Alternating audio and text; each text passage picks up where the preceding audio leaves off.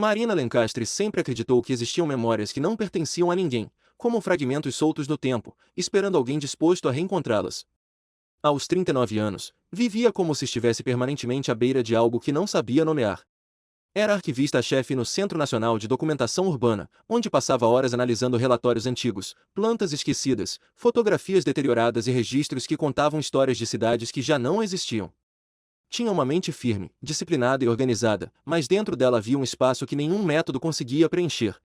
Desde criança, carregava a sensação de que havia perdido algo importante, como se uma parte inteira de sua memória tivesse sido arrancada de forma cirúrgica. Não sabia explicar esse vazio, nunca soube, mas aprendeu a conviver com ele. Até o dia em que um envelope sem identificação apareceu sobre sua mesa. Era uma manhã comum no centro de documentação, com o barulho dos elevadores, o cheiro de café recém-passado no corredor e o som distante das máquinas de digitalização. Quando Marina entrou na sala de arquivos, notou o envelope branco, perfeitamente alinhado com o canto de sua mesa, como se alguém o tivesse colocado com extremo cuidado. Não havia destinatário, remetente, selo ou marca de carimbo. Apenas um envelope liso, pesado, como se guardasse algo sólido. Marina hesitou antes de abri-lo. Algo em seu corpo reagiu antes dela, como se um pressentimento adormecido tivesse despertado. Dentro encontrou uma única fotografia em preto e branco. A imagem mostrava um hospital antigo, de arquitetura austera, com janelas estreitas e muros que pareciam mais próprios de uma prisão do que de uma instituição médica. No canto inferior direito havia uma inscrição quase apagada, Ala Norte, 1989. Mas o que fez suas mãos tremerem foi a criança retratada próxima ao portão. Uma menina magra, de cabelos escuros, com um olhar completamente vazio, como se estivesse ali sem estar. Ela reconheceu aquele rosto. Era o dela. Sem qualquer dúvida, era ela. Marina nunca vira aquela foto, jamais estivera em um lugar como aquele que se lembrasse, e seu coração acelerou de um modo que quase a impediu de respirar. Atrás da imagem havia uma frase escrita com caneta preta. Você sabe onde isso termina? Marina sentiu um arrepio profundo, como se alguém tivesse soprado aquela frase dentro dela. Não sabia onde tudo aquilo terminava. Não sabia sequer onde começava.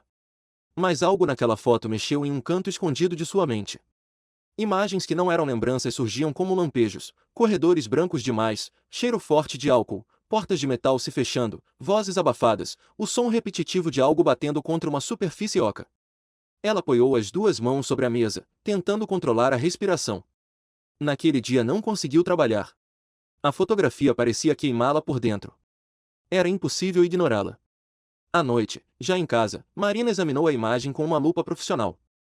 Notou pequenos riscos sobre o muro do hospital, símbolos gravados por alguém com força e desespero, talvez com a ponta de um metal. Eram desenhos simples, círculos sobrepostos, 3 traços paralelos, um símbolo que parecia um olho. Ela não reconhecia os símbolos, mas tinha a sensação de já ter visto aquilo antes. Como se fizessem parte de algo que assistira quando era tão pequena que sua mente já não registrava com clareza. Passou horas encarando aqueles riscos, até que finalmente adormeceu exausta no sofá. Acordou com o som de uma batida suave na porta. Quando abriu, não havia ninguém. No chão, um novo envelope. Dentro havia apenas um pedaço de papel rasgado. Pare de procurar. Isso é um aviso. Marina não havia procurado nada ainda, mas alguém acreditava que ela procuraria. Nos dias seguintes, começou a vasculhar arquivos públicos, jornais antigos, registros hospitalares. Usou seu conhecimento profissional e suas autorizações internas para acessar todo tipo de documento. Descobriu que o Hospital da Fotografia se chamava Instituto Valverde, uma instituição psiquiátrica infantil fechada em 1990 após denúncias de métodos ilegais de contenção e supostos experimentos comportamentais. A maior parte dos documentos tinha sido lacrada sob sigilo estatal. Outros simplesmente haviam sumido. Dezenas de crianças passaram pelo local entre 1980 e 1990. Algumas foram adotadas. Outras desapareceram sem explicação oficial. E entre as que foram registradas como transferidas ou encaminhadas para famílias adotivas, havia um nome que fez Marina sentir o chão desaparecer. Paciente 47. Sem nome civil. Sem registro prévio. Transferida em outubro de 1989 para adoção emergencial. Nascida em 1984.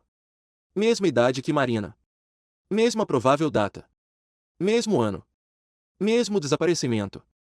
Naquela noite, Marina visitou a mãe adotiva, Dona Sônia, uma mulher doce que sempre a tratou com afeto, mas que raramente falava sobre os primeiros anos de vida da filha. Marina mostrou a foto. Dona Sônia empalideceu, levou a mão ao peito e por alguns segundos parecia incapaz de respirar. Depois pediu para sentar. Seus olhos marejaram, a boca tremeu. Ela dizia que queria proteger Marina. Que jurou nunca contar. Que prometeu ao serviço de adoção, ao próprio diretor do Instituto Valverde, que jamais revelaria as circunstâncias em que recebeu a menina. O que Marina ouviu a seguir a deixou atônita. Sônia contou que Marina fora encontrada em uma sala trancada do instituto na noite em que o lugar foi evacuado às pressas. A polícia havia recebido uma denúncia anônima sobre práticas ilegais, e quando chegaram, parte da ala norte estava destruída por um incêndio. Crianças estavam em estado horrível. E Marina estava sozinha, repetindo um som estranho, como se batesse ritmicamente algo no chão.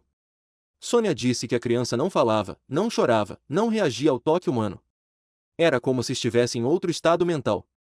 E que por meses depois da adoção, acordava gritando de madrugada com uma frase que nunca fez sentido para ela. Ele disse que volta quando escurecer. Marina deixou a casa da mãe adotiva com o corpo trêmulo, a mente em colapso e uma certeza que ela não queria ter. Havia algo nas sombras de seu passado que ainda estava vivo. Algo que não queria ser encontrado. Algo que, de algum modo, continuava observando. Na manhã seguinte, ao chegar ao centro de documentação, viu o vidro da porta principal quebrado. Seguranças estavam agitados, funcionários assustados. Em sua mesa havia apenas um único objeto.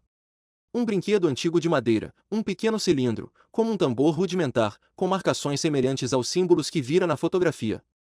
O som que produzia quando batido levemente ecoou em sua mente de uma forma profundamente perturbadora. Era o som que ela fazia quando criança, segundo Sônia. O som que repetia obsessivamente. Marina deixou o prédio em pânico, mas no seu carro encontrou um bilhete preso ao limpador de para-brisas. Você está perto demais. Apesar dos avisos, Marina continuou investigando. Descobriu que o diretor do Instituto Valverde, Dr. Amadeu Lins, havia desaparecido pouco antes das denúncias explodirem. Descobriu que vários funcionários tinham nomes falsos. Descobriu que uma ala inteira do hospital havia sido usada para algo não registrado. E descobriu que algumas crianças, incluindo a paciente 47, haviam sido submetidas a sessões de privação sensorial, hipnose forçada e indução de memória falsa. Em cada documento, um mesmo código aparecia repetidas vezes: Projeto Vigília. Pesquisando em arquivos confidenciais de diversas instituições, ela encontrou fragmentos que faziam referência a esse projeto. Segundo esses documentos, tratava-se de uma pesquisa controversa sobre percepção extrasensorial em crianças consideradas altamente sensíveis, capazes de registrar estímulos que adultos comuns não percebem. A pesquisa teria como objetivo mapear padrões de resposta a medo extremo. E havia um nome recorrente entre os financiadores anônimos: o Observador. Quanto mais Marina lia, mais as memórias reprimidas começavam a emergir. Vinha em flashes rápidos, mas intensos. Lembrava-se de luzes estroboscópicas, vozes metálicas, passos pesados, alguém com luvas escuras segurando seu rosto com força. Lembrava-se de crianças chorando em outras salas. Lembrava-se de paredes com símbolos riscados. Lembrava-se de um canto da ala norte onde havia sempre escuridão total. Lembrava-se de olhos observando atrás de uma grade. E lembrava-se de alguém dizendo que ela precisava aprender a ver no escuro. Uma frase repetida tantas vezes que ficou gravada em seu corpo: quando você enxergar o que os outros não veem, saberá quem eu sou. A situação se agravou quando Marina notou que alguém a seguia. Um homem alto, sempre de casaco cinza, que aparecia e desaparecia em pontos diferentes da cidade. Certa noite, ele deixou sobre o capô do carro dela um papel com a frase: é tarde demais para voltar. Não concordando com isso, Marina decidiu fazer o impensável: visitar as ruínas do Instituto Valverde. O lugar estava cercado por mato, completamente abandonado, com estruturas corroídas e janelas quebradas. A ala norte era mais destruída, como se o incêndio tivesse começado ali. Entrou com uma lanterna e imediatamente sentiu o ar mais frio do que deveria. Caminhou pelos corredores, ouvindo o som ecoando em paredes vazias. Até que encontrou a porta marcada com o número 7, parcialmente queimada, com a tinta descascada. Ao entrar, sentiu seu corpo estremecer. Era a sala que aparecia em seus flashes. Na parede havia riscos antigos, os mesmos símbolos da fotografia. E no centro do chão havia um círculo de madeira escura, talvez parte do piso original, ou talvez algo acrescentado posteriormente. Quando se aproximou, viu marcas profundas que pareciam feitas por unhas, como se alguém tivesse tentado fugir e deixado parte de si ali. De repente, um som metálico ecoou no corredor. Um som familiar. Um som de algo batendo ritmicamente.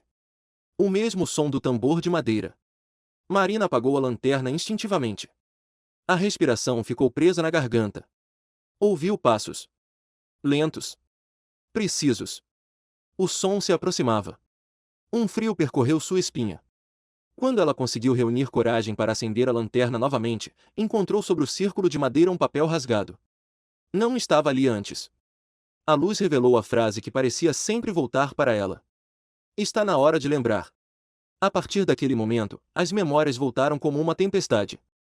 Marina caiu de joelhos, as mãos na cabeça, tentando suportar a enxurrada de imagens. Lembrou-se do dia em que o observador apareceu pela primeira vez, silencioso, usando um casaco longo e luvas escuras. Lembrou-se da voz fria dizendo que ela era a única entre as crianças que conseguia ver o que as outras não viam. Lembrou-se de noites trancada em escuridão total enquanto vozes distantes testavam seus limites. Lembrou-se do incêndio iniciado por uma das crianças em desespero. Lembrou-se de correr pelos corredores. Lembrou-se de alguém a agarrando com força, dizendo que ela precisava ser mantida viva. Lembrou-se de ser levada por um funcionário que tentou salvá-la. Lembrou-se de um homem observando tudo atrás da grade, imóvel, como se esperasse aquele momento. E lembrou-se da última frase que ouviu antes de perder a consciência. Eu ainda não terminei com você. Ao sair cambaleando do instituto, encontrou o homem de casaco cinza esperando perto dos portões destruídos. Rê apenas a observava, sem expressão. Marina correu, entrou no carro e fugiu. Só parou quando chegou em casa. Sabia que não teria outra chance. Reuniu todos os documentos que havia encontrado, arquivos digitalizados, relatórios, gravações, nomes e evidências do projeto Vigília. Enviou tudo anonimamente para jornalistas, promotores e autoridades. Em questão de dias, uma investigação nacional explodiu. O caso dominou manchetes. O Instituto Valverde se tornou símbolo de um dos maiores escândalos esquecidos do país.